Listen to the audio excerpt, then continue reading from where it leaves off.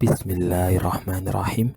Assalamualaikum warahmatullahi wabarakatuh. Alhamdulillahirrabbilalamin. Puji syukur kehadirat Allah Subhanahu wa Ta'ala, yang mana pada kesempatan kali ini kita masih diberikan kesehatan sehingga dapat berjumpa dengan mata kuliah audit siklus laporan keuangan. Kami dari kelompok 3, materi bab ke-6, audit atas perkiraan pendapatan dan beban. Baik, berikut adalah nama-nama dari anggota kelompok kami. Definisi dari audit atas perkiraan pendapatan dan beban. Yang pertama adalah pendapatan. Pendapatan adalah penghasilan yang timbul dari aktivitas perusahaan yang biasa dan dikenal dengan sebutan yang berbeda, seperti penjualan, penghasilan jasa atau fees, bunga, dividen, royalti, dan sewa. Ini menurut PSAK nomor 23 revisi 2010.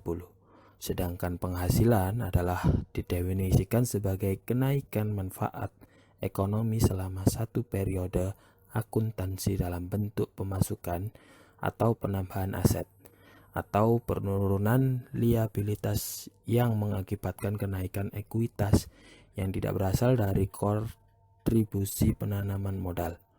Ini dari menurut PSAK nomor 23 revisi 2010 23.1. Ruang lingkup 1. Penjualan barang meliputi barang yang diproduksi perusahaan untuk dijual dan barang yang dibeli untuk dijual kembali, seperti barang dagangan yang dibeli pengecer atau tanah dan properti lain yang dibeli untuk dijual kembali. 2. Penjualan jasa biasanya menyangkut pelaksanaan tugas yang secara kontraktual telah disepakati untuk dilaksanakan selama suatu periode waktu yang disepakati oleh perusahaan. Jasa tersebut dapat diserahkan selama satu atau lebih dari satu periode. 3. Bunga, royalti, dan dividen. Pendapatan dari penggunaan aset entitas oleh pihak lain yang menghasilkan bunga, royalti, dan dividen jika terjadi kemungkinan besar manfaat ekonomi sehubungan dengan transaksi tersebut akan mengalir ke entitas dan jumlah pendapatan dapat diukur secara andal. Pengukuran pendapatan. Yang pertama, pendapatan diukur dengan nilai wajar, imbalan yang diterima atau dapat diterima. 2. Jumlah pendapatan yang timbul dari transaksi biasanya ditentukan oleh persetujuan antar perusahaan dan pembeli atau pengguna aset tersebut. 3. Imbalan tersebut berbentuk kas atau setara kas dan jumlah pendapatan adalah jumlah kas atau setara kas yang diterima atau yang dapat diterima. 4. Bila barang atau jasa dipertukarkan atau barter untuk barang atau jasa dengan sifat dan nilai yang sama, maka pertukaran tersebut tidak dianggap sebagai transaksi yang mengakibatkan pendapatan. Selanjutnya, pengakuan pendapatan. Transaksi pendapatan telah diakui sesuai dengan prinsip ini. Yang pertama, perusahaan mengakui pendapatan dari penjualan produk diakui pada tanggal penjualan yang biasanya diinterpretasikan sebagai tanggal penyerahan kepada pelanggan. 2. Perusahaan mengakui pendapatan dari pemberian jasa diakui ketika jasa-jasa itu telah dilaksanakan dan dapat ditagih. 3. Perusahaan mengakui pendapatan dari mengizinkan pihak lain untuk menggunakan aktiva perusahaan seperti bunga, sewa, dan royalti diakui sesuai dengan berlalunya waktu atau ketika aktiva itu digunakan. 4. Perusahaan mengakui pendapatan dari pelepasan selain produk diakui pada tanggal penjualan. Definisi beban. Beban adalah harga perolehan barang, jasa, fasilitas yang digunakan untuk menghasilkan pendapatan periode berjalan seperti harga pokok penjualan, beban dan biaya operasi, beban di luar usaha, dan pos-pos luar biasa. Jenis-jenis beban. Yang pertama, beban akrual yaitu jenis beban yang wajib dikeluarkan perusahaan pada periode tertentu. Yang kedua, beban kredit macet, yaitu beban ini muncul karena adanya piutang yang ragu-ragu untuk ditagih atau susah untuk ditagih. Yang ketiga, beban penjualan, yaitu jenis beban yang masih berhubungan dengan kegiatan penjualan perusahaan. Yang keempat, beban penyusutan, yaitu jenis beban yang didapatkan dari aktiva atau aset tertentu yang mengalami penyusutan. Yang kelima, beban umum dan administrasi, yaitu jenis beban yang terbentuk pada saat mendukung aktiva dan kebutuhan kantor. Yang keenam, beban yang ditangguhkan, yaitu jenis beban yang membuat perusahaan mengeluarkan biaya atas pembelian barang maupun jasa, namun statusnya ditangguhkan. Dan yang terakhir, beban lain-lain, yaitu jenis beban yang muncul namun tidak berhubungan langsung dengan kegiatan produksi. Kemudian tujuan pemeriksaan pendapatan dan beban atau perkiraan laba rugi menurut Agus Sukrisno, yaitu yang pertama untuk mengetahui apakah terdapat internal control yang baik atas pendapatan dan beban, termasuk apakah perusahaan menggunakan accrual basis untuk mencatat pendapatan maupun beban. Yang kedua, untuk memeriksa apakah semua pendapatan yang menjadi hak perusahaan telah dicatat di buku perusahaan, dan apakah pendapatan yang dicatat betul-betul merupakan hak perusahaan dengan menggunakan cut-off yang tepat. Yang ketiga, untuk memeriksa apakah semua biaya yang menjadi beban perusahaan telah dicatat di buku perusahaan dan apakah semua beban yang dicatat betul-betul merupakan hak perusahaan dengan menggunakan cut-off yang tepat. Yang keempat, untuk memeriksa keterjadian dan keberadaan dari pendapatan dan beban perusahaan. Yang kelima, untuk memeriksa apakah pendapatan dan beban telah dilaporkan sesuai dengan prinsip akuntansi yang berlaku umum di Indonesia atau SAK. Dan yang terakhir, untuk memeriksa apakah terdapat kesalahan yang material dalam pengakuan, penyajian pendapatan, dan beban di laporan keuangan. Hal yang harus diperhatikan dalam pemeriksaan pendapatan dan beban ada dua, yaitu yang pertama, prinsip conservatism. Dalam pengakuan pendapatan dan beban yang belum pasti terjadi dan diperkirakan akan menjadi beban perusahaan dan jumlahnya material harus dicatat sebagai beban. Pendapatan yang belum pasti belum boleh dicatat sebagai pendapatan perusahaan. Yang kedua, konsep matching cost against revenue. Konsep mempertemukan antara pendapatan dan beban.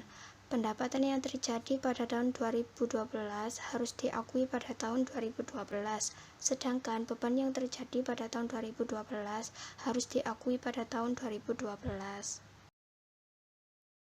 Pendekatan untuk mengaudit akun laba dan beban. Yang pertama, audit atas akun laba dan beban berkaitan langsung dengan neraca dan bukuan merupakan bagian terpisah dari proses audit.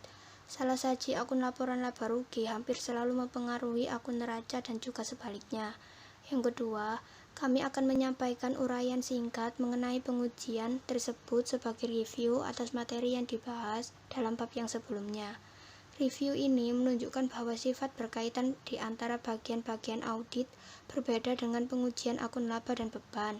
Bagian audit secara langsung dapat mempengaruhi beberapa akun di antaranya, yaitu yang pertama prosedur analitis, yang kedua pengujian pengendalian dan pengujian substansif atas transaksi, yang ketiga pengujian atas rincian saldo. Penekanan kami di sini tertuju pada akun laba dan beban yang berkaitan langsung dengan siklus akuisisi dan pembayaran. Tetapi konsep yang sama diterapkan pada akun laporan laba rugi di semua siklus lainnya. Prosedur analitis untuk akun laba dan beban. Prosedur analitis. Yang pertama, membandingkan setiap beban dengan tahun sebelumnya. Salah saji, lebih saji, atau kurang saji saldo akun beban. Yang kedua, membandingkan setiap saldo aset dan kewajiban dengan tahun sebelumnya. Lebih saji atau kurang saji saldo akun neraca yang juga akan mempengaruhi akun laporan laba rugi. Sebagai contoh, salah saji persediaan mempengaruhi HPP. Yang ketiga, membandingkan setiap beban dengan yang dianggarkan. Salah saji beban dan akun neraca yang berhubungan. Yang keempat, membandingkan rasio perputaran persediaan dengan tahun sebelumnya. Salah saji harga pokok penjualan dan persediaan. Yang kelima, membandingkan beban asuransi dibayar di muka dengan tahun sebelumnya. Salah saji beban asuransi dan asuransi dibayar di muka. Yang keenam, membandingkan beban komisi yang dibagi dengan penjualan dengan tahun sebelumnya. Salah saji beban komisi dan komisi akrual. Yang ketujuh, membandingkan beban manufaktur yang dibagi dengan total beban manufaktur tahun sebelumnya. Salah saji setiap beban manufaktur dan akun neraca yang berhubungan. Prosedur audit dalam tes pengendalian dan tes substansif. Dalam hal ini terdapat langkah-langkah yang harus dilakukan oleh seorang audit dalam melakukan tes pengendalian dan tes substansif. Yang pertama, pelajari dan evaluasi internal kontrol atas pendapatan dan beban, seperti kelengkapan bukti pendukung, kebenaran perhitungan matematis, otorisasi dari pejabat perusahaan yang berwenang, kebenaran nama perkiraan yang didebet atau dikredit, dan kebenaran posting. Yang kedua, minta rincian laporan laba rugi untuk periode yang diperiksa dengan angka perbandingan untuk periode sebelumnya, dan lakukan analytical review prosedur. Yang ketiga, minta rincian laba rugi yang diperiksa, kemudian bandingkan dengan budget untuk periode yang sama dan buat variance kalau terjadi perbedaan. Yang keempat, minta rincian penjualan menurut jenis barang atau menurut daerah penjualan yang mencantumkan kuantitas barang yang dijual dan pengeluaran barang pada kartu persediaan. Yang kelima, periksa cut-off penjualan. Gunanya untuk mengetahui ada tidaknya pergeseran waktu pencatatan penjualan, begitu juga pembelian. Yang keenam, periksa subsequent payment untuk mengetahui kemungkinan adanya on-record liabilities dan periksa juga subsequent collection untuk mengetahui adanya on-record receivable. Yang ketujuh, buat analisa terhadap beberapa perkiraan beban dan pendapatan yang kemungkinan bisa ditanyakan oleh pihak pajak atau diperlukan dalam pengisian SPT untuk membuat koreksi fiskal atau memungkinkan timbulnya contingent liabilities. Yang ke-8, untuk beban dan pendapatan yang ada kaitannya dengan pajak harus diperiksa apakah peraturan perpajakan yang berlaku telah ditaati. Yang ke-9, khusus untuk beban gaji, periksa daftar gaji dan perhitungan PPh pasal 21. Periksa apakah ada pegawai yang fiktif, kemudian bandingkan daftar gaji dengan SPT PPh pasal 21. Dan yang terakhir, periksa apakah penyajian pos-pos laba rugi sudah sesuai dengan prinsip akuntansi yang berlaku umum di Indonesia atau SAK. Pengujian atas rincian saldo atau analisis beban. Analisis akun beban melibatkan pemeriksaan auditor terhadap pendokumentasian yang mendasari setiap transaksi dan jumlah yang terdiri dari rincian total akun beban. Contohnya, dokumen yang dimaksud di sini yaitu faktur, laporan penerimaan, pesanan pembelian, dan kontrak.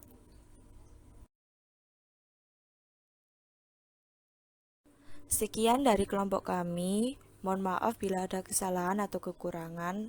Terima kasih. Wassalamualaikum warahmatullahi wabarakatuh.